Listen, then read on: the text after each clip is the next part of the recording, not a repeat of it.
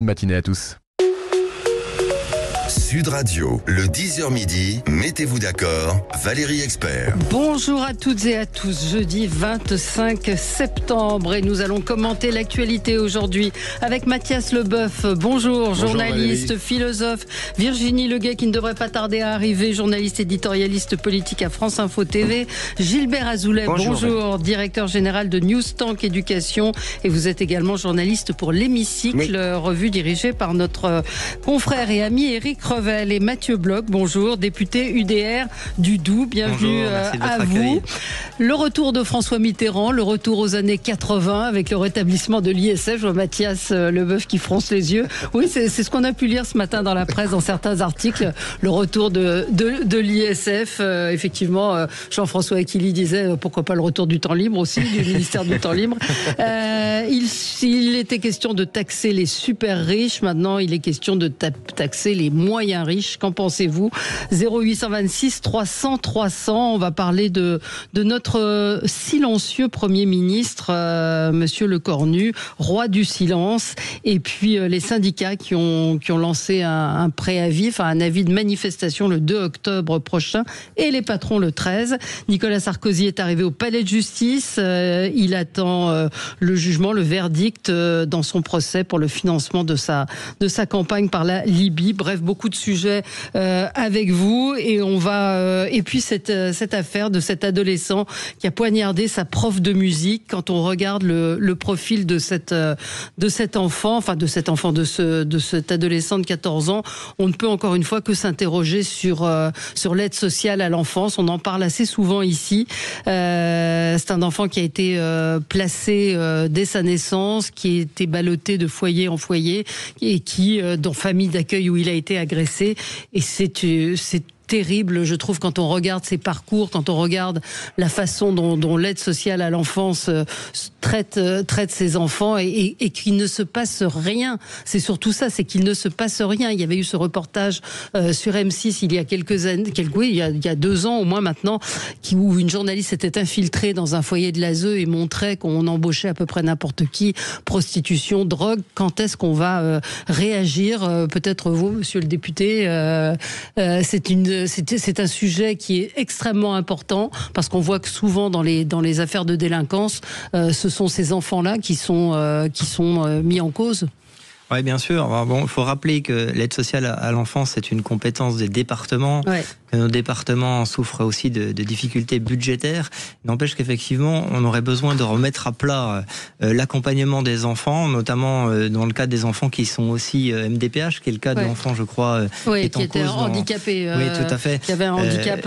Il y a des efforts à faire sur la prise en compte du handicap. Et puis, ces enfants qui sont placés, effectivement, moi, je me souviens quand j'étais jeune, parce que mes parents étaient aussi famille d'accueil à l'époque à la DAS, les procédures n'étaient pas les mêmes. On avait l'impression qu'il y avait beaucoup plus d'humains dans les procédures, alors qu'aujourd'hui, les théories qui sont mises en place à l'ASE semblent un petit peu déshumanisantes pour les enfants, vous l'avez rappelé, qui sont placés de famille en famille, ballottés de famille en famille, qui n'ont plus de stabilité. Et je pense qu'il va falloir qu'on intervienne certainement là-dessus pour remettre à plat toutes ces procédures au niveau de l'ASE. Bah oui, mais c'est pas contre vous, mais il y a qu'à Faucon, ça fait des années qu'on alerte sur ce qui se passe et sur la gestion de l'ASE, et visiblement il n'y a pas de volonté politique de réformer cela, ne serait-ce que même sur l'adoption de ces enfants qui ne sont pas abandonnés par leurs parents, qui gardent leurs droits entre guillemets sur ces enfants et qui ne sont pas adoptables, alors que ce sont des enfants qui ont des vies à la dérive. Mais surtout, Valérie, pardonnez-moi, mais on revient sur ce sujet, on l'a évoqué plusieurs fois, vous l'avez dit, mais tous ces sujets sensibles, ces sujets qui touchent les personnes les plus fragiles, ils reviennent sur la table. Je pense à cette femme qui s'est fait assassiner après 4 plaintes contre son conjoint aussi. Donc aujourd'hui, comment on a pu laisser dériver ce sujet et pour arriver à un tel drame? Eh bien, c'est comme ça pour tous les sujets, les enfants qui doivent être pris en charge, les femmes qui doivent être prises en charge, et toute une série de populations fragilisées dont on ne peut plus visiblement s'occuper aujourd'hui. Et c'est un vrai sujet. Et de dire que c'est pas moi, c'est le département. Alors je vous en veux pas, parce qu'évidemment, je suis convaincu que vous êtes mobilisés sur le sujet, mais c'est un vrai sujet. Si la loi fonctionne pas, si la réglementation fonctionne pas, on la change. En fait, C'est ça un peu le principe, me semble-t-il. Oui. Mathias ? Oui, sur l'ASE, les problèmes sont nombreux. Il y a effectivement des problèmes de budget, je pense, parce que souvent, quand on parle avec des gens qui travaillent à l'aide sociale à l'enfance, ils sont très démunis. On a l'impression qu'ils écopent un bateau qui prend l'eau avec une tasse, quoi. Ça, c'est la première chose. Il y a les problèmes de formation aussi énorme, et effectivement parfois on a l'impression que le personnel de l'ASE est pas qualifié et pas toujours compétent pour encadrer les jeunes. Et puis alors ça, c'est peut-être le fait, effectivement, que la compétence soit départementale. On a l'impression que il y a un problème de politique, c'est-à-dire de vraie coordination et de mise en place d'une politique globale et cohérente de l'aide sociale à l'enfance. On a l'impression que chaque département fait un peu comme il peut dans son coin, avec des budgets qui sont pas toujours et qu'on bricole, quoi, et qu'il n'y a pas vraiment un service cohérent sur l'ensemble du territoire, quoi. Ouais. Et tout ça fait qu'on arrive à ces situations qui sont des situations humaines pour les enfants ou les adolescents dramatiques, et puis qui débouchent parfois, et de plus en plus souvent, sur des situations de violence et des drames, comme on a pu en vivre justement avec cette professeure. Cet adolescent avait été signalé déjà en mars dernier, et parce qu'il avait un intérêt pour les armes, pour Hitler et autres. Et quand j'entends une fois de plus la ministre de l'Éducation dire l'école doit être un sanctuaire, c'est pas en le répétant en boucle que ça va changer les choses. Effectivement, c'est stupide. Et nos politiques qui, en ce moment, ont du mal à avoir des majorités et ont du mal à dégager des politiques où on dit... Là, je crois, par exemple, que c'est un sujet sur lesquels les politiques et notre prochain gouvernement devraient agir, parce que voilà des points sur lesquels on peut probablement tirer une majorité très diverse pour améliorer ce genre de service et réfléchir vraiment à la politique à mettre en place. Voilà une chose qui serait vraiment intéressante à faire, indépendamment des clivages politiques. Ouais, Catherine, une auditrice nous dit ça intéresse qui ? Ça rapporte quoi ? Pour les politiques, c'est pas intéressant. Stéphane nous dit c'est pas une question d'argent, c'est une question d'organisation et de volonté politique. Virginie, vous avez suivi cette affaire donc dans le Bas-Rhin. Oui, alors c'est pas une question d'argent. Si, c'est une question d'argent. Je pense que c'est des services qui sont sous-dotés, avec des gens qui sont totalement débordés par les dossiers et qui n'ont pas la capacité peut-être de les trier suffisamment. Mais je suis assez d'accord à ce qui vient d'être dit par votre auditrice. C'est vrai que c'est un des nombreux angles morts de la politique, parce que peut-être considère-t-on que l'ASE c'est pas... Oui, ça rapporte rien. Enfin, ça rapporte rien, c'est pas une population. Et que là, il y a quelque chose que la politique ne fait pas suffisamment. Elle a tendance, et surtout ces dernières années, à ne privilégier que les sujets très, très sensibles auprès de la population, considérant que l'ASE n'est pas un sujet sensible, parce qu'il s'agit d'enfants, après tout. Bon, mais ça le devient par la force des choses. Exactement. C'est-à-dire qu'aujourd'hui, on se pose la question de cette agression effroyable, cet adolescent qui a attaqué au couteau son enseignante, et que cette agression s'explique aussi par le parcours de cet adolescent. Oui, puis alors j'aurais un commentaire assez sévère sur Elisabeth Borne, qui multiplie les déclarations générales et très lénifiantes depuis quelques mois, mais qui semble ne jamais comprendre l'acuité de la situation, et à part répéter que des banalités et des généralités sans fond, je ne comprends pas très bien comment elle ne s'attaque pas réellement au cœur du dossier. Je suis sûre qu'elle a conscience de ne pas avoir les moyens qu'il faut pour réparer ou colmater les situations les plus complexes, mais enfin malgré tout quand même, elle pourrait éviter d'avoir un discours aussi, j'allais dire, inepte. Oui, réaction, oui, peut-être. Moi, je vous rejoins sur votre analyse. Je pense qu'aujourd'hui, on peut dégager une majorité à l'Assemblée nationale, parce que c'est un sujet éminemment transpartisan. Je pense qu'on va évidemment se saisir de ça. Bon, moi, je suis parlementaire depuis 1 an, donc c'est vrai que je suis pas responsable de toutes les politiques qui ont été menées antérieurement sur l'aide sociale à l'enfance, mais j'entends ce que vous dites. Moi, je suis totalement en disposition de recevoir les représentants des ASE, en tout cas dans mon département, s'ils le souhaitent. S'il faut une réforme législative, on le fera. Mais comme comme vous le disiez très justement, c'est aussi un problème de moyens. C'est le moyen qu'on donne au département pour la politique sociale et notamment sur la politique pour accompagner les minorités. Aujourd'hui, ils ne sont pas suffisants et malheureusement, ce qui s'est passé encore sur le dernier budget tronque encore le budget des départements sur cet effet. Oui, Mathias. Alors je suis assez d'accord sur ce qui vient d'être dit sur Elisabeth Borne qui paraît complètement hors sol, mais c'est édifiant. Elle n'est pas conseillée, il n'y a pas des gens autour d'elle qui lui font des briefs et qui travaillent pour qu'elle ait l'air un peu au courant de ce qui se passe. Ça, c'est la première chose. Et la deuxième chose, ce que je veux dire, c'est qu'on parle souvent de la démission parentale et de l'absence de parents, et bon, qui semble être effectivement effective, si je puis dire. Mais justement, plus il y a de déficience parentale, plus l'autorité familiale est défaillante, plus les relais sociaux doivent être importants, doivent être forts pour pallier ça et pour arriver à juguler. C'est le problème de l'éducation nationale. On lui demande tout. Le civisme, s'occuper des enfants handicapés, faire du sport. Bref, il y a toute une série de missions qui lui sont attribuées, notamment dues à la défaillance familiale. Je prends un exemple. Vous savez, il y avait une petite idée simple, c'était la déconnexion. C'est-à-dire, on prend plus son téléphone en classe. C'est quand même une petite idée toute bête et au fond, qui demande peu de moyens. Mais personne ne la met en place. Parce qu'évidemment, elle l'a dit quelques jours après en disant ce sera pour dans l'année. C'est pas accompagné, c'est pas défini précisément dans les attributions, y compris dans les collèges et les collèges surtout. Donc c'est vrai que y compris des choses simples, c'est compliqué à mettre en œuvre. Et puis c'est ce que me disait quelqu'un, le collège, le lycée, c'est 6 millions de personnes à faire bouger, c'est 800 000 enseignants. C'est-à-dire que c'est un paquebot. C'est-à-dire dès que vous voulez faire un petit truc, c'est compliqué. L'éducation nationale de résoudre peut-être ce problème ou de le résoudre entièrement, mais d'être au moins le relais, c'est-à-dire que dans les lycées et les collèges, il devrait y avoir un psychologue scolaire. Il n'y a pas psychologue. Bah oui, il n'y a pas. Il n'y a pas d'infirmière. On ne trouve même pas à les recruter. Il n'y a même pas d'infirmier ou de l'infirmier, si t'es obligé quand même. Oui, c'est obligé, mais on devrait avoir un psychologue scolaire, même s'il n'est pas permanent, qui dépiste en fait ces élèves qui sont à risque, puisque là, ce gamin manifestement, il dessinait des signes SS sur des cahiers, il avait des troubles connus. Et le psychologue scolaire devrait faire un signalement et relayer. Donc voilà, si on manque beaucoup de pédopsychiatres aussi. Moi, je voulais simplement faire une toute petite remarque sur l'abandon des enseignants et du corps enseignant par leur hiérarchie. On va y revenir. Ça, c'est encore un autre sujet.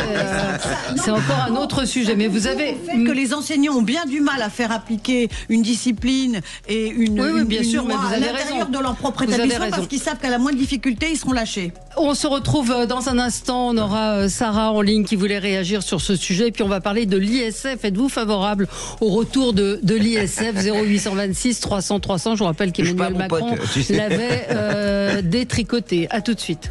Sud Radio, mettez-vous d'accord, Valérie Expert. Sud Radio, parlons vrai. Les vraies voix Sud Radio. Bonjour, c'est Cécile de Manibus. Bonjour, c'est Philippe David. On vous donne rendez-vous avec les vraies voix ce soir. Oui, au Salon de l'Automobile de Lyon. Avec nos invités, on va parler de vous, automobilistes, mais aussi de l'avenir de l'industrie automobile. Alors, on se retrouve ce soir sur le stand Mobilion au Salon de l'Automobile de Lyon. C'est parfait, Philippe. Sud Radio, le 10h midi, mettez-vous d'accord, Valérie Expert. Nous allons parler du retour possible de l'ISF dans un instant, mais nous évoquions ce drame avec cette enseignante dans le Bas-Rhin qui a été poignardée par un adolescent de 14 ans, adolescent qui avait déjà été signalé, adolescent qui avait été placé à sa naissance à l'aide sociale à l'enfance, qui a été ballotté de foyer en foyer, qui a été agressé dans un de ces foyers. Il y a le témoignage de Catherine qui raconte qu'elle a été elle aussi dans un foyer. J'ai été placée dans un foyer de délinquants alors que c'est ma famille qui dysfonctionnait. Et on a en ligne Sarah avec nous. Bonjour Sarah. Bonjour Valérie. Bonjour tout le monde. Bonjour. Vous êtes enseignante, c'est ça ? Oui, je suis agrégée de lettres et j'ai presque 60 ans. J'enseigne depuis 30 ans. J'ai fait tous les endroits où ça cogne. J'ai commencé ma carrière au Val-Fouré qui a cramé pendant que j'étais en stage. Et j'ai été, quand je suis arrivée à Nîmes, j'ai été nommée dans la zone de Pisevin, qui est une zone ZEP, etc. Oui, on vous écoute. Voilà. Et en 2008, d'abord, j'ai un gamin, les parents d'élèves d'un gamin qui avait dit quelque chose au conseil de classe, c'était le couteau sur la gorge et tu retires ce que tu as dit. Ensuite, un mois après, au feu rouge, j'ai des gamins, des grands frères qui me sortent de la voiture, qui me tabassent et qui disent tu nous dénonces pas, sinon on sait où te trouver, on ira te faire la peau. Et récemment, là en 2018, un gamin qui me balance une lettre dessus de 80 kilos. La maman étant radicalisée, le principal ne voulait absolument rien faire. Je m'en suis sortie que parce que la mutuelle m'a trouvé un médiateur. Le gamin avec un casier judiciaire long comme le bras, je veux dire un casier judiciaire au collège, il était en 4e, il avait déjà volé une supérette, etc. Et c'est uniquement parce qu'il a tapé une gamine le lendemain que le gamin est parti du collège, sinon il serait resté. Moi j'ai porté une mère pendant 1 an. Et j'étais obligée de m'excuser tout le temps. C'est-à-dire, le principal voulait que je m'excuse devant la mère, a essayé de sortir de chez moi alors que j'étais en arrêt maladie. Donc pour ce qui est du pas de vague, vous savez, nous les profs, on rigole. Vraiment, on rigole. Hein. Ouais. Là, c'est effectivement, vous revenez sur le manque d'autorité, enfin pas le manque d'autorité, sur le manque de soutien de l'administration face à des élèves ultra violents. Et effectivement, on est un petit peu en marge du sujet de ce garçon, encore que effectivement, il avait été signalé comme enfant perturbé et ayant des tendances particulières, pour un intérêt pour les armes et pour Hitler. Donc il aurait peut-être, si on avait réagi à l'époque, ça ne serait peut-être pas passé.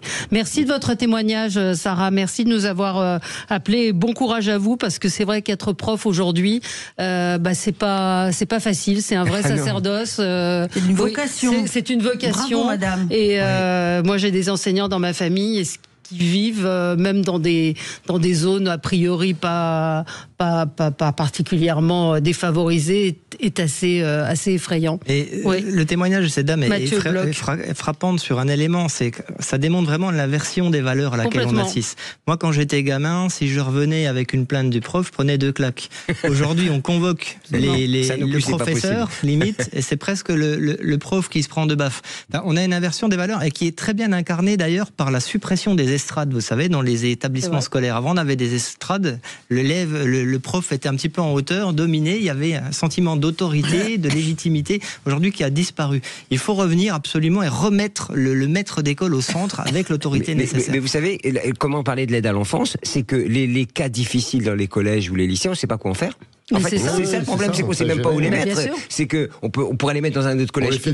Voilà, c'est ça. Quand on apprend qu'ils sont dans un autre collège, ou pire, on mute le prof dans un autre collège pour éviter le problème et mettre la poussière sous le tapis, c'est un vrai problème. Qu'est-ce qu'on en fait ? Je voulais juste rappeler une chose, c'est que Samuel Paty, dont on sait qu'il a été égorgé à quelques mètres de son établissement, a été contraint de présenter des excuses à ses élèves, alors qu'il n'a fait que dispenser un cours qui était dans son programme et qu'il avait déjà dispensé les années précédentes.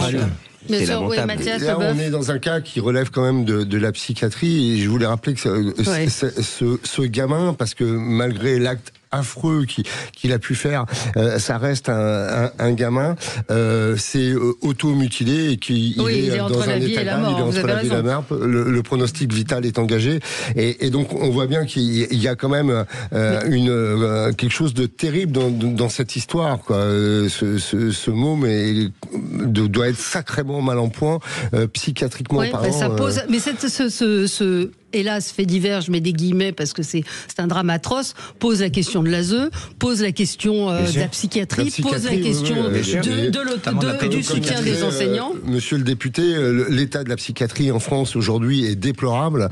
Surtout chez les enfants. Et particulièrement, effectivement, la pédopsychiatrie. D'ailleurs, il est très paradoxal que ce soit passé le jour où il y a une journée spéciale organisée par France Inter sur la santé mentale. Ouais, comme quoi. Parlons donc du retour de l'ISF. Alors, il y a un très bon édito dans le Figaro ce matin qui explique effectivement, j'aurais un peu piqué l'idée dans ce que je disais tout à l'heure, c'est-à-dire qu'on est passé d'une taxe Zuckman qui voulait taxer les giga riches pour passer aux ultra riches, puis aux très riches, aux moyens riches, aux anciens riches que l'État a déjà plumés, puis les pas riches du tout, les actifs, les petits propriétaires, les laborieux épargnants. Personne ne va y échapper. Et ce que souligne Vincent Trémollet de Villers dans le Figaro, c'est que les socialistes aujourd'hui ne pèsent rien, et qu'aujourd'hui c'est eux qui font la loi, et que Sébastien Lecornu va céder sur un certain nombre de dispositifs financiers.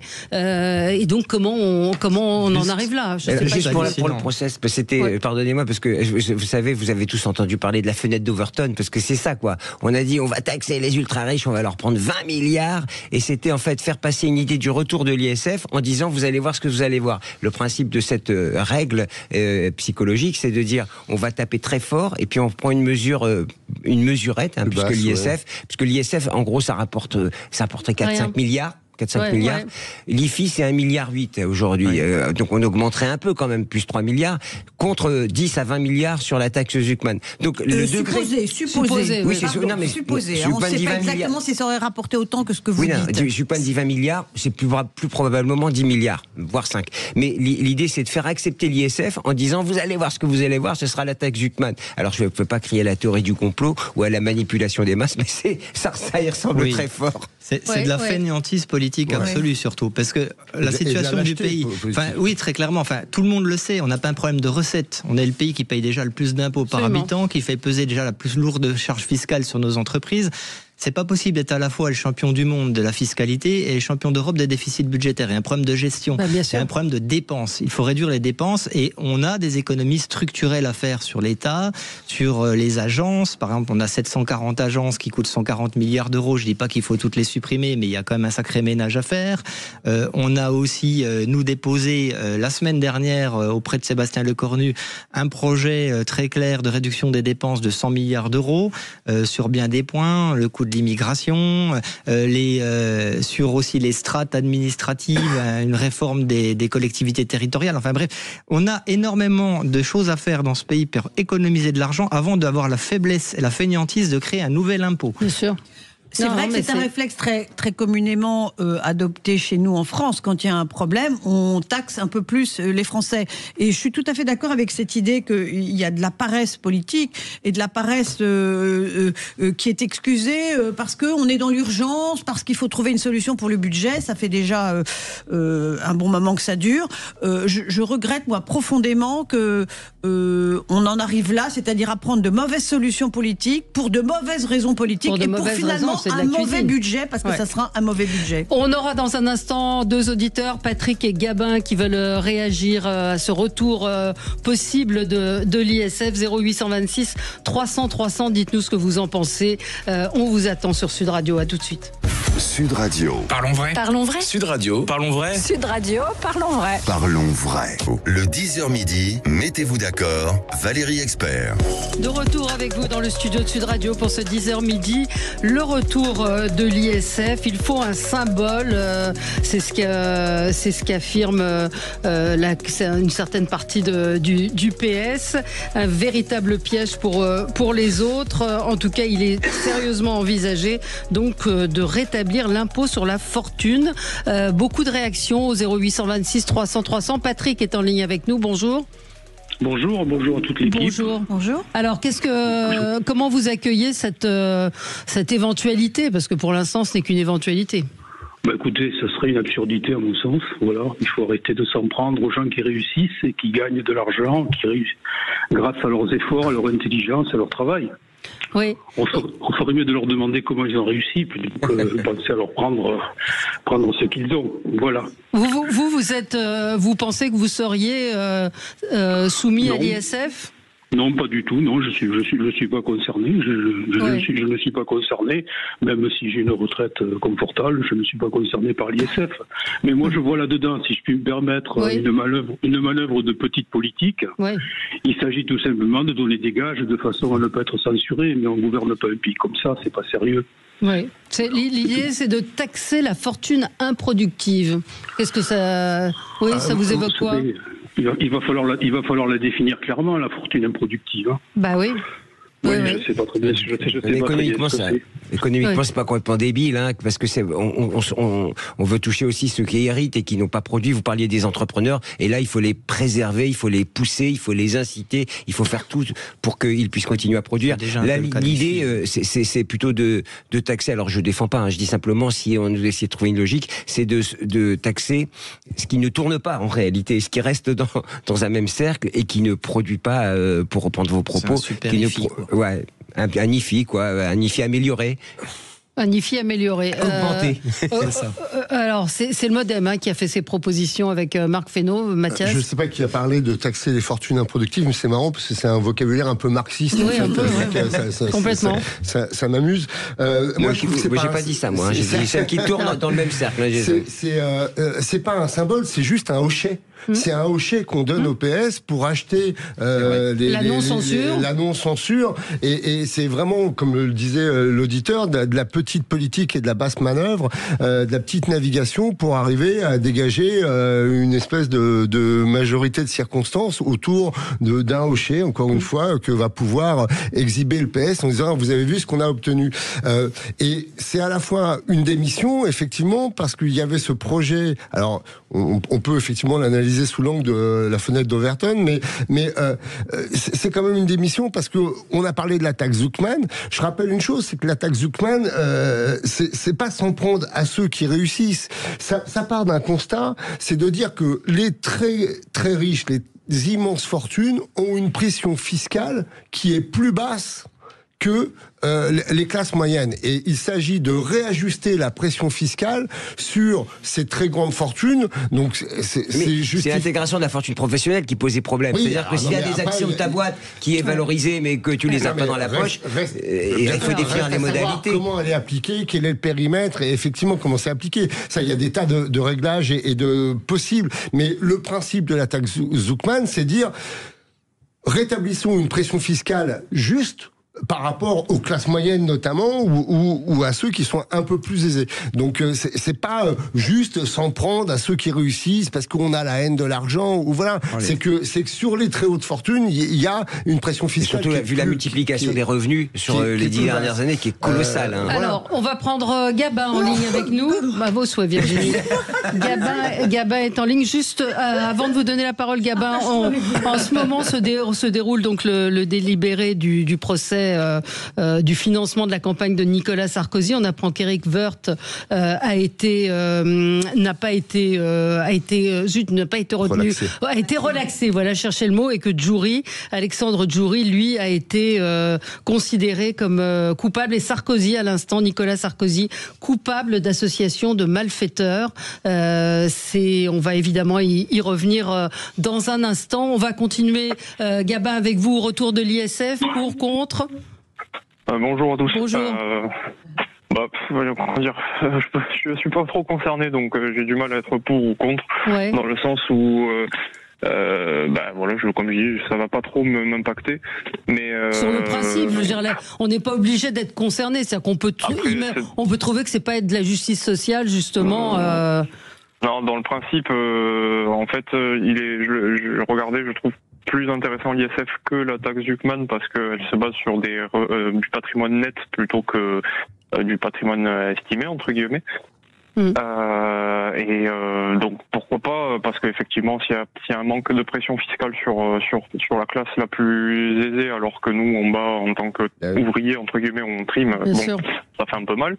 Mais après il faut quand même, je l'ai déjà entendu dans votre émission, aussi plutôt de notre côté penser à refermer un peu les robinets et d'abord essayer de faire des économies plutôt que d'aller chercher encore plus d'argent pour mettre un pansement sur une fuite, quoi. Bien sûr, c'est un petit peu ce qui le ressenti, et vous n'êtes pas concerné, donc Jean-Marc lui est concerné. Bonjour Jean-Marc. Oui, tout à fait. Bonjour Sud Radio. Bonjour à vous. Bonjour. Voilà, donc je suis concerné, je suis un petit bailleur, j'ai 4 appartements de toute façon. Et pour moi, j'ai connu l'expérience de surtaxer le locatif, puisque j'ai vécu les lendemains de 48. Je suis malheureusement pour moi un boomer, comme on les appelle. Ouais. Et ce que je peux vous dire, c'est que de toute façon, on a ruiné l'offre. Il n'y a plus en matière locative.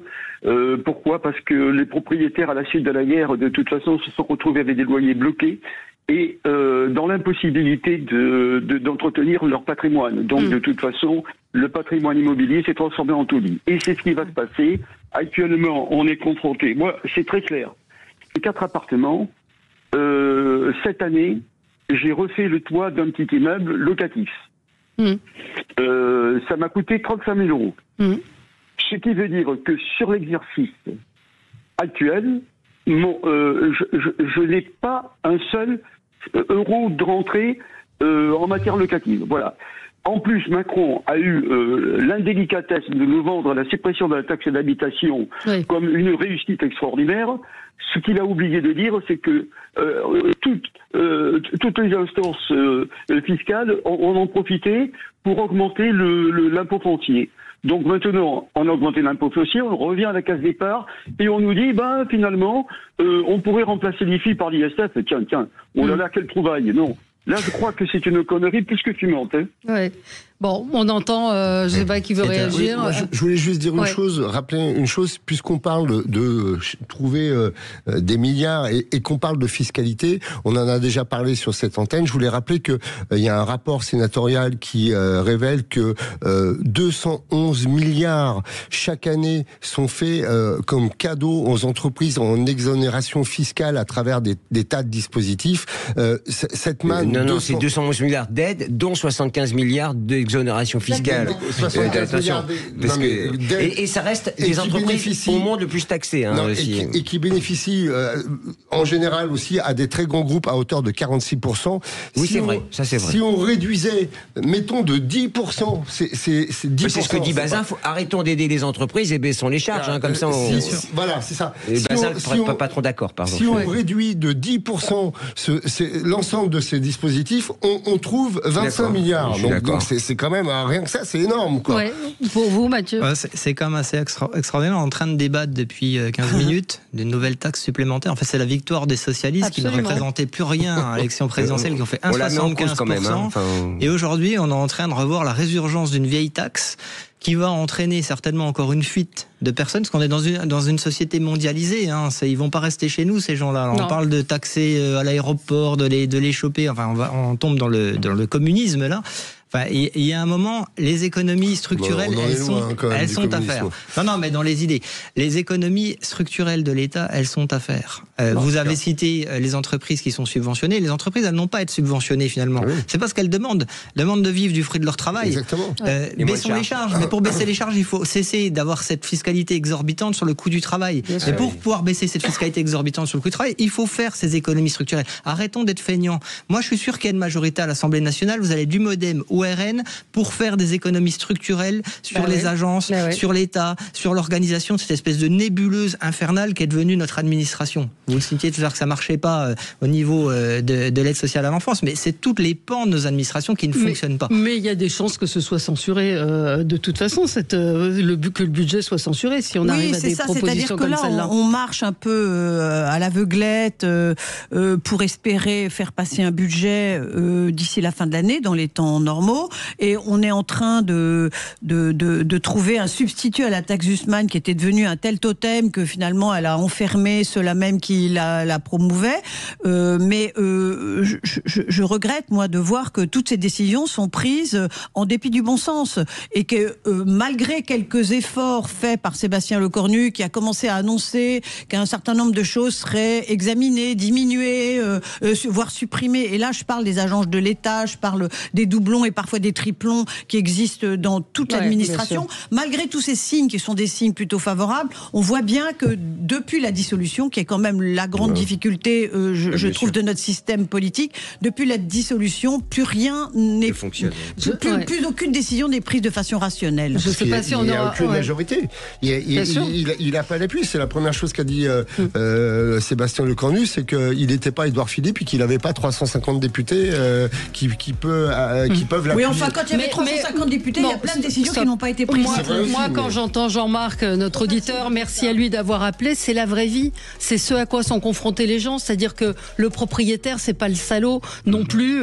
Peut-être ça peut l'être parfois, mais lui, il fait ça pour avoir un complément de revenu. Il fait des travaux et il se retrouve taxé. Donc c'est ça qu'il faut aussi entendre. Dans un instant, on va revenir sur donc ce procès, enfin le délibéré. Donc Nicolas Sarkozy, Claude Guéant, reconnu coupable d'association de malfaiteurs, Claude Guéant de trafic d'influence, mais Nicolas Sarkozy a été relaxé de corruption, de l'accusation de corruption et de recel de fonds publics. À tout de suite et dites-nous ce que vous en pensez. À tout de suite. Sud Radio. Parlons vrai. Parlons vrai. Sud Radio, le 10h midi, mettez-vous d'accord, Valérie Expert. Alors, de retour avec vous sur Sud Radio, l'actualité c'est le délibéré dans le procès de Nicolas Sarkozy sur le financement de sa campagne par la Libye. Donc Nicolas Sarkozy reconnu coupable d'association de malfaiteurs. Les peines sont attendues. Pour l'instant, ce sont les délibérés qui concernent la culpabilité. Sarkozy, Guéant, Hortefeux donc sont reconnus coupables. Claude Guéant pour faux, blanchiment aggravé, corruption active, trafic d'influence.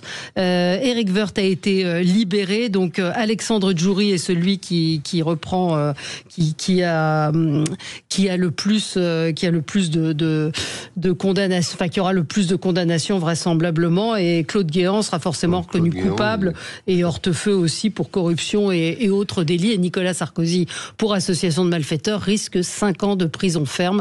Donc on le saura dans quelques instants sur le nombre des peines. Peut-être Virginie revenir sur ce procès qui dure.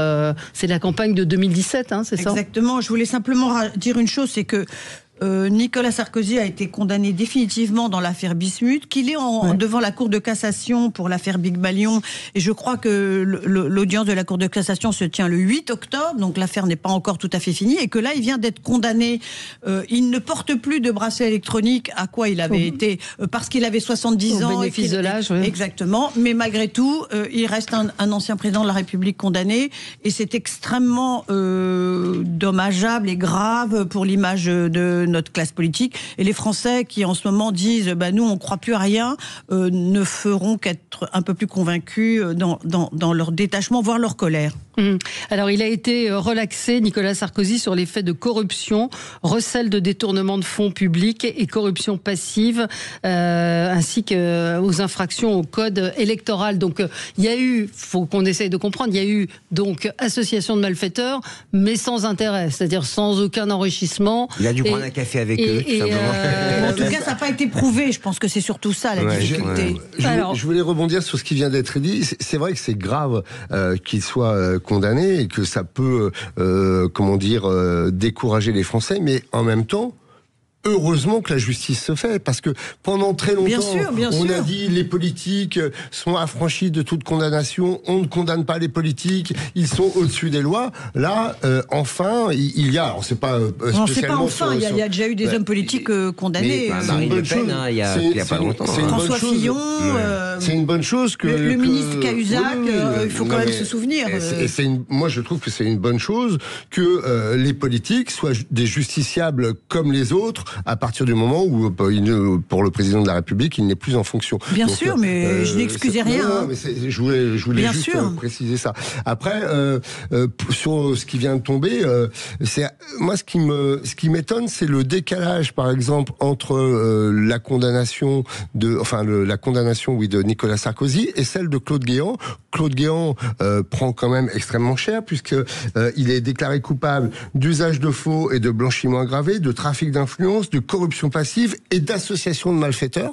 Donc il y a tout ce qu'on ne reproche pas à Sarko. Voilà, tout ce qu'on ne reproche pas à Nicolas Sarkozy, qui lui est juste déclaré coupable d'association de malfaiteurs. Et ce décalage-là m'étonne un peu. Mais peut-être qu'on peut y estimer, et moi franchement je tiens à le dire, que la justice juge en droit, et que si elle n'a pas condamné Nicolas Sarkozy, c'est pas qu'elle a voulu l'épargner, c'est qu'elle n'avait pas les éléments suffisants pour le condamner, alors qu'elle avait les éléments pour les autres. Je crois que les choses sont plus simples que ce qu'on pense. Il n'y a pas de soupçon à avoir sur les intentions des uns ou des autres. Nicolas Sarkozy a été condamné dans ses précédents procès, et franchement là, la justice, qui avait de quoi le condamner, n'a pas hésité à le faire. Ce que m'explique quelqu'un, c'est qu'en fait, c'est effectivement c'est plus facile à tenir juridiquement l'association de malfaiteurs, parce qu'il n'y a pas la preuve de l'enrichissement ni la preuve matérielle du trafic d'argent. Donc c'est Claude Guéant et Brice Hortefeux qui eux, il y a des preuves très claires de ce voyage en Libye. Nicolas Sarkozy, juridiquement, c'est plus facile de le condamner pour association de malfaiteurs. Mathieu, pour vous ? Moi, je rebondis sur ce que vous disiez. C'est bien qu'effectivement, tous les politiques puissent être jugés en droit comme tous les Français, parce qu'on n'est pas des surhommes, ou bien au contraire. La seule chose qu'il peut y avoir dans l'opinion publique, c'est un soupçon quelque part d'orientation aussi des poursuites quelquefois. Quand vous avez vu l'histoire du mur des cons, quand vous voyez la position l'année dernière du syndicat national de la magistrature entre les deux tours des élections législatives, c'est de nature aussi à brouiller un petit peu les choses, parce qu'on a l'impression qu'on a finalement une justice qui est un petit peu orientée contre plutôt une famille politique plutôt que l'autre. Et ça, je pense que c'est quand même assez nuisible pour l'opinion publique. C'est bien, toutes les justices. Moi, je ne commente pas un procès, parce que je suis parlementaire, séparation des pouvoirs, je respecte, je fais confiance à la justice de mon pays. Simplement, j'aimerais qu'elle soit totalement indépendante et impartiale. Et quand je vois les positions du syndicat national de la magistrature, ça me fait quand même quelque peu souci. On peut dire syndicat national de la magistrature, c'est 30%. Oui, exactement. C'est beaucoup de 30%. Oui, mais d'accord, mais vous ne pouvez pas ramener toute la justice au syndicat national de la magistrature. Je ne le fais pas, mais honnêtement, la justice doit être indépendante, et je ne vois pas en quoi on doit avoir des syndicats pour les magistrats. Moi, ça me choque. Mais dans la police, il y en a aussi. Non, mais moi, ce que je veux dire, c'est que non, mais vous voyez ce que je veux dire, c'est qu'on peut avoir des opinions. L'idée, c'est qu'au fond, personne ne sait de quoi sont accusés ces hommes politiques, et personne ne connaît les dossiers au fond. Comment ça, on sait très bien de quoi il est accusé. Quand on a accusé, non, ce que je veux dire, ça laisse. Mais non, mais le grand public, c'est pas au fond si c'est vrai ou pas. Ce qui permet au camp de Sarko de dire mais c'est faux, c'est politique. Au fond, il y a vraiment des bonnes raisons. Je prends l'exemple de Marine Le Pen. Il y a vraiment des tournements, il y a vraiment des choses avérées. Donc après, dire que c'est politique, bien, ça reste dans le pot commun, et tout le monde arrive à commenter quelque chose qui n'est pas vrai. Il y a des vrais faits, c'est ce que vous disiez, Virginie, et se sont appuyés sur des vrais faits. Et il faut faire confiance à la justice. Un peu, voilà. Alors, c'est ça que je veux dire. Pas de financement illégal de la campagne non plus à décider la justice. Je voudrais revenir, 2 minutes sur ce qu'il vient d'être dit à propos de Marine Le Pen, qui a été condamnée pour de vraies raisons et pour des vrais motifs. En première instance, hein. Oui, bien sûr. Et d'ailleurs, elle va bientôt avoir son appel, qui risque peut-être d'être aussi sévère que la première instance, parce que les pièces du dossier étaient probantes, avérées. Enfin, moi, je veux qu'on arrête de soupçonner toutes les décisions prises par la justice. Mais c'est pas ça que je voulais dire, pardon. Marine Le Pen s'est livrée à une extrêmement violente diatribe contre la justice et a été soutenue par une partie de la classe politique, dont François Bayrou, qui était Premier ministre à l'époque, et qui a dit « Ah oui, moi aussi je suis troublé », parce que lui-même, qui était impliqué dans l'affaire du modèle, devait se dire « C'est sur l'éligibilité. » Ça, je trouve ça scandaleux, j'en termine, je trouve ça totalement scandaleux que la classe politique fasse corps pour dire « Oh là là, quand ça tombe sur nous, c'est pas juste. » C'est sur la mesure d'exécution provisoire de l'éligibilité. Oui, ça a été voté, il peut y avoir débat. Par le Parlement.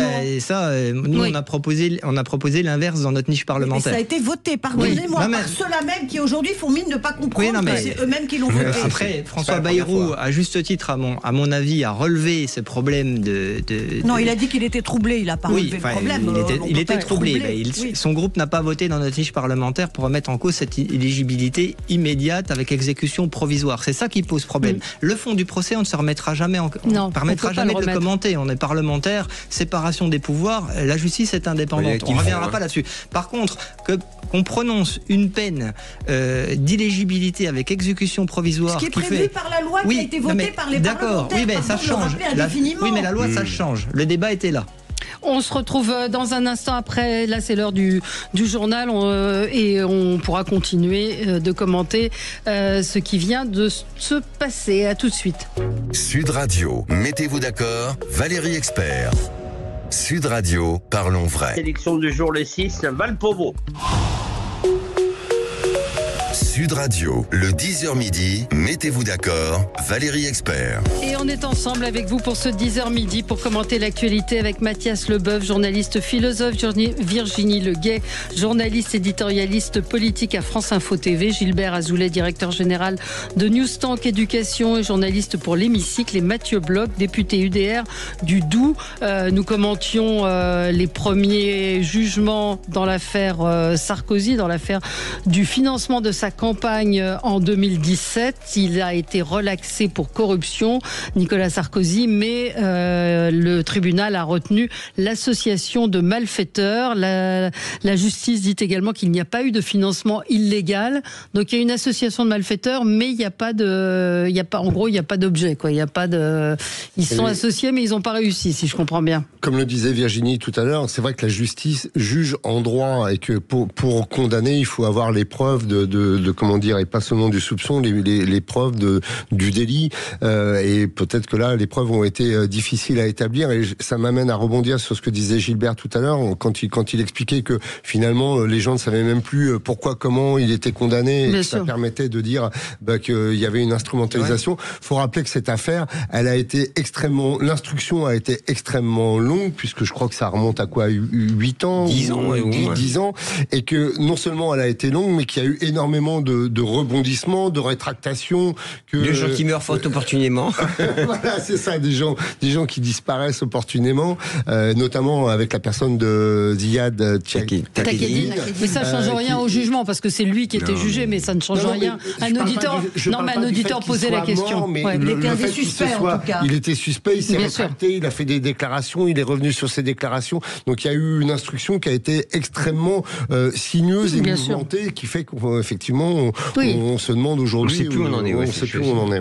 Je vais simplement dire que la magistrate qui supervise le dossier est très expérimentée, que c'est elle qui avait conduit le procès Fillon, à l'issue duquel il a été condamné. Donc il ne s'agit pas d'être approximatif. Ce sont des gens qui travaillent très attentivement sur les dossiers, et quand ils n'ont pas les éléments, ils n'ont pas les éléments.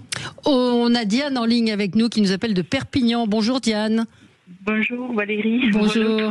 Qu'est-ce que vous vouliez nous dire? Qu'il y en a marre. Il y en a marre. Il y en a marre de quoi? Il y en a ras le bol de ces percussions, de ces avocats. On dit oui, la justice, il y en a plus en France. Qu'on nous dise pas qu'il y en a, il y en a plus. Et c'est toujours la droite. La gauche, vous m'excuserez, ils ont des casseroles et on les voit pas passer. Parce qu'on le sait qu'il y en a. Et on le voit et on en a entendu et on les voit pas passer au tribunal. C'est toujours la droite qui passe. Fillon, allez. Sarko, allez. Chirac, allez. Tout le monde. Mais les autres, on ne les voit pas. Et j'espère de tout cœur. Peut-être que les autres sont honnêtes. L'honnêteté, il n'y a que celui qu'on lui croit. Mais après, moi, je vous dis, là, j'espère qu'après Macron, là, tout le monde le sait que ces comptes de campagne ont été faux. Tout le monde le sait qu'il a fait des repas avant d'être président et qu'il a payé de notre poche. Tout le monde le sait. J'espère qu'il y aura des enquêtes là-dessus. Il n'y a pas eu de plainte.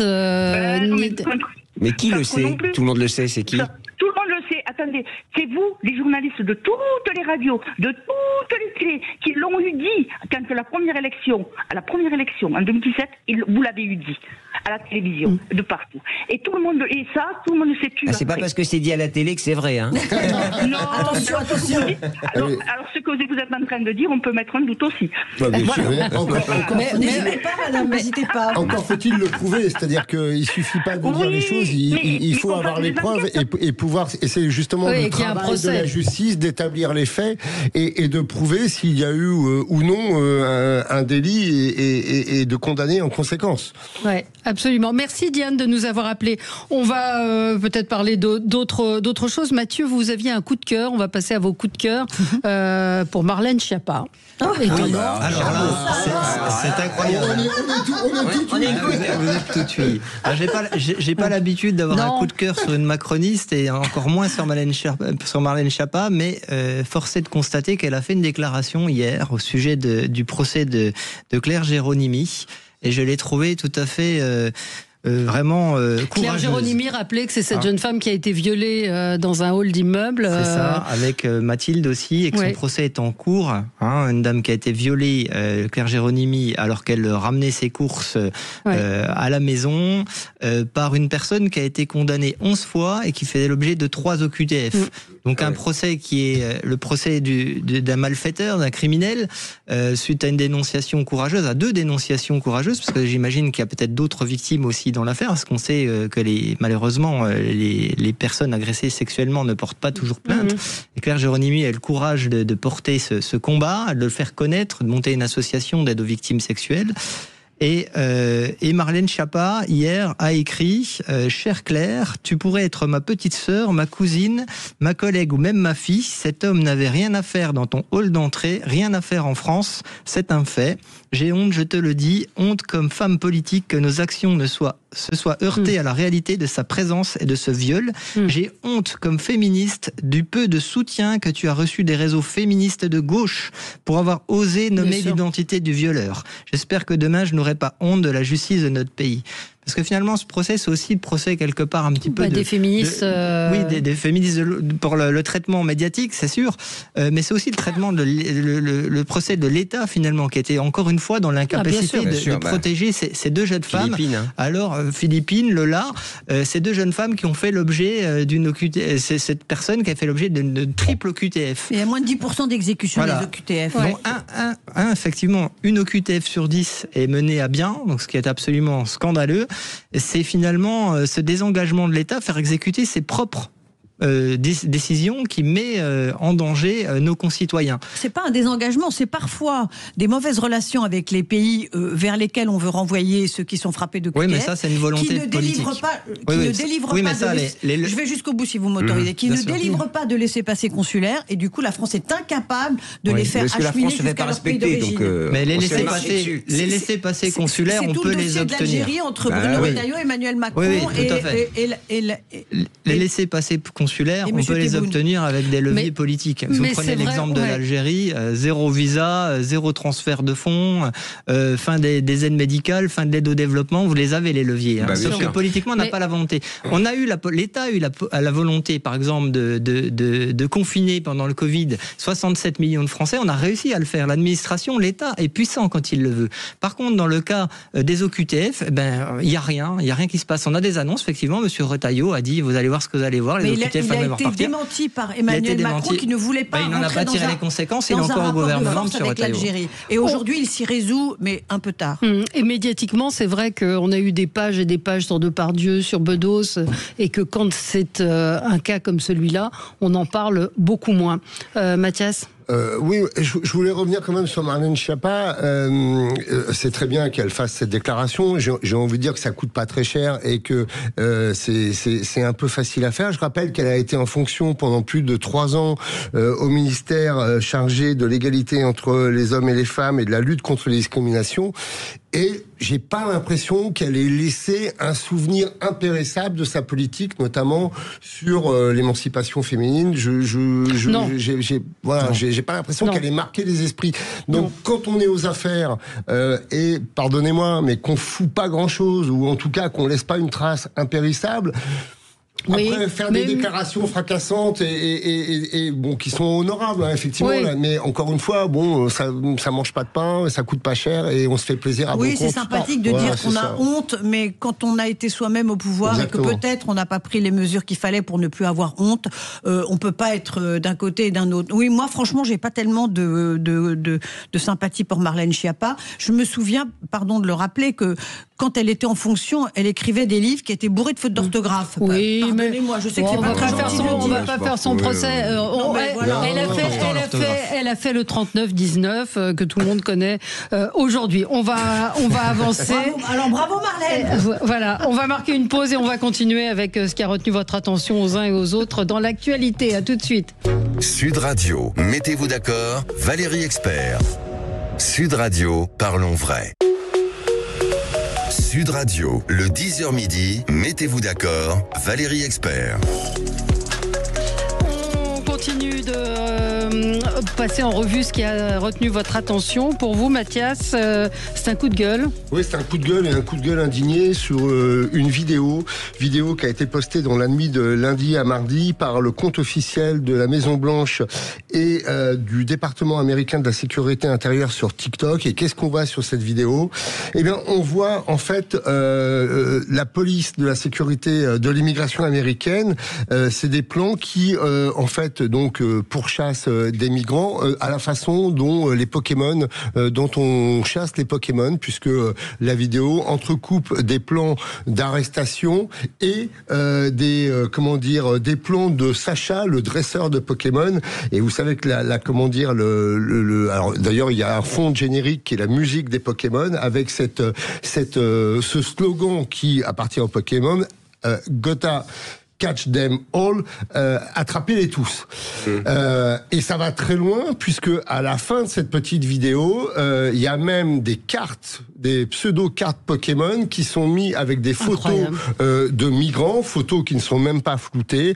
Donc, enfin, c'est ahurissant, à la limite. Ça serait une vidéo de Groland, ça ferait même pas rire.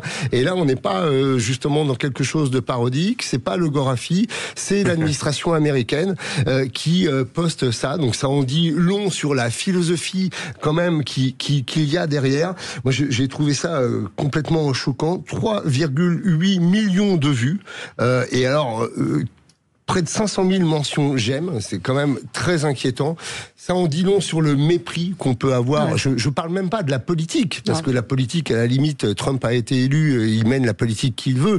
Mais la considération pour ces gens qui ne sont même plus considérés comme des êtres humains, mais comme des Pokémon qu'il faut attraper comme si c'était un jeu, il y a des vies derrière quand même, quoi. Et je trouve ça incroyable qu'on puisse faire ça. On n'est même plus dans la politique spectacle, on est dans une espèce de dérision grotesque qui est pour moi édifiante. Vous avez vu qu'il a supprimé le portrait de Joe Biden, pour donc il y a les portraits des présidents qui sont affichés à la Maison Blanche. Il a retiré le portrait de Joe Biden pour mettre la signature de Joe Biden avec en fait, c'est cette machine qui signe pour signifier que en fait il ne signait rien. Et Joe Biden qui l'a traité publiquement récemment dans une réunion publique de fils de pute quand même. Alors, l'autre aussi, Biden l'avait traité aussi de. J'espère qu'on en arrivera jamais là en France, parce que c'est quand même dramatique. Il faut l'espérer. À l'Assemblée, on n'en était pas très loin ces derniers mois, pardon de le rappeler. Alors, pour vous, alors moi, je vais pour après Chiappa et la Maison Blanche, je vais revenir au terrain. Faut-il toucher aux ruptures conventionnelles? Je ne sais pas si vous avez entendu parler de ça, parce que alors, je vais me faire l'avocat du diable et je ne sais pas trop quoi en penser, parce que vous savez, depuis 2008, la rupture conventionnelle permet, sans passer par la case prud'homme et puis dans un contexte un peu apaisé, de quitter son entreprise. 530 000 salariés quand même. Souvent, il y a des chantages à la rupture conventionnelle. Laissez-moi finir, Virginie. 530 000 salariés par an quand même qui profitent de cette rupture conventionnelle, et puis la facture 10 milliards quand même, cette rupture conventionnelle. Alors ça fait grincer des dents, surtout au moment où on cherche un peu d'argent, et le gouvernement cherche à taxer ces indemnités. 10 milliards pour les entreprises. Ça coûte 10 milliards à l'assurance chômage. À l'assurance chômage, d'accord. Alors côté entreprise, la rupture conventionnelle est souvent utilisée, il faut le reconnaître, comme un outil de gestion des effectifs, mais elle peut dans certains cas cacher un licenciement. Côté salarié, c'est parfois une démission de confort, faut se le dire, ça permet de suivre quelqu'un, de changer de vie pour aller faire du macramé, je ne sais pas, ou quelque chose d'autre, sans trop assumer ses choix. Alors, c'est une bonne ou une mauvaise idée? Franchement, le gouvernement tape sur moins de 300 millions d'euros d'économies, ce qui n'est pas sûr, parce qu'il y a des effets pervers générés par ce retour sur cette mesure. Alors, moi, je reviens toujours sur ma marotte, Valérie, je l'ai dit souvent, il faudrait peut-être réfléchir à des vraies économies, messieurs les politiques. 100 milliards, je rappelle juste que si on désindexe un semestre les retraites, c'est tout de suite à peu près une estimation 4 milliards d'économies. Zuckman, c'était 20 milliards. Donc, ce que je veux dire, c'est qu'il serait temps qu'on réfléchisse. Je le rappelle. Oui, allez, même 10 milliards. Allez, je vous en mets 10. Mais j'aimerais qu'on réfléchisse à des vraies mesures et pas qu'on revienne sur des choses qui ont marché, parce qu'on ne mesure pas les effets pervers. Si on arrête cette rupture conventionnelle, il y aura des petits arrangements qui seront faits. Au final, je ne sais pas si on gagnera vraiment de l'argent. C'est... La rupture conventionnelle, il faut expliquer que c'est entre la démission et le licenciement. Il y a cette troisième voie qui est la rupture conventionnelle. Si vous démissionnez, vous n'avez pas droit au chômage, alors que vous avez cotisé quand même. Et bien évidemment, le licenciement, ça mène bien souvent au prud'homme. Si on supprime la rupture conventionnelle, à ce moment, il faut autoriser les gens à démissionner et à profiter du chômage, parce que vous avez cotisé, vous avez droit à ouvrir les l'idée cotisations. d'équité, c'est que si tu es dans un boulot, que tu es payé, que tout va bien, que tu dis je m'en vais pour aller faire autre chose, c'est simplement l'idée que tu assumes ce choix. Voilà, c'est juste ça. Mais après, est-ce qu'on peut payer jusqu'au bout? Parce que la troisième voie, c'est la bonne idée. Ce que vous disiez, Virginie, quand on a une bonne idée en France, ça veut dire que c'est quelqu'un qui paye, et celui qui paye, c'est nous, c'est l'État. Mais il y a des salariés qui disent, soit on me fait une rupture conventionnelle, soit je vous poursuis au prud'homme. Et les patrons disent, dans ces cas-là, moi je sais, parce que je ne veux pas d'histoire, et je veux avancer, et je veux me débarrasser de mais de toute façon, ça arrive très souvent. Vous pouvez aussi vous arranger en loose day, on fait une petite transaction, on licencie, et puis voilà, c'est ce qui va se passer en réalité. On ne gagnera pas d'argent. La transaction est prévue dans le cadre légal. Mais bien sûr. Donc ça veut dire qu'au fond, on mamaille sur des sujets un peu techniques, là où il faudrait vraiment trouver des vraies sources d'économie. Combien d'agences vous parliez 740, voilà, bon. 140 milliards d'euros. Mais vous savez, le paradoxe, donc hier, parce que Sébastien Lecornu, il annonçait des symboles en matière de... Et donc, des symboles dont certains sont déjà mis à exécution. Oui, mais par exemple, il a annoncé qu'il allait supprimer le budget de la communication du gouvernement. Sauf pour deux choses. La santé, donc il y aura toujours des publicités pour la santé, et 2, pour le recrutement des fonctionnaires. Ah bon? Donc, oui. Donc on l'a évoqué ici, mais je trouve ça tellement symbolique et symptomatique. On manque de profs, on manque de tout, et c'est vrai qu'il faut continuer à aller chercher. Supprimer les avantages à vie des premiers ministres. Si on commençait par valoriser... Moi j'aimerais... Oui, on peut baisser le salaire des ministres, ce qui est complètement débile, mais on a économisé combien? Les doublons des organismes ou des agences d'État, c'est pas une mauvaise idée. On cherche 40 milliards. Ouais. On cherche 40 milliards. Virginie, vous vouliez parler de Sébastien Lecornu, c'est votre coup de cœur. Alors dans ce contexte un petit peu compliqué, je voulais quand même dire que Sébastien Lecornu, finalement, je le trouve plutôt sympathique. Je ne sais pas ce qu'il va arriver à faire, je ne sais pas... Sympathique, mais on l'a pas vu, on le connaît pas. C'est ça que j'aime bien finalement, c'est que après... Il paraît qu'il a menti sur son diplôme. Les dernières semaines de l'ère Bayrou, où il a passé son temps sur les plateaux à répéter les mêmes choses au mot près, et après finalement 9 mois où il n'a strictement rien fait. Je trouve que Sébastien Lecornu, qui besogne jour après jour, qui rencontre jour après jour les uns, les autres, le patronat, les organisations syndicales, les forces politiques, pour essayer de trouver une voie de passage, et qui visiblement ne ménage pas sa peine, et qui est sous la pression d'un président de la République qui cesse de lui dire « Attention, tu peux pas toucher à ça, tu peux pas toucher à ça ». Je trouve que finalement, il est assez courageux, et je ne sais pas s'il va réussir. Moi, je trouve que ses chances de réussite sont minuscules. Mais en tout cas, il aura essayé de bonne foi. Et pour cela, je voulais juste lui faire un petit coup de cœur aujourd'hui. Et il a pris des points. Sans parler, dans les bonnes opinions, ne faites rien surtout.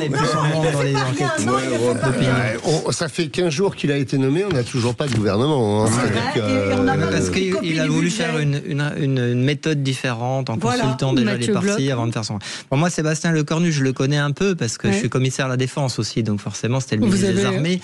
Donc la personne en tant que telle, je sais qu'elle est besogneuse, qu'elle est sérieuse. Besogneuse, c'est pas un mot sympa.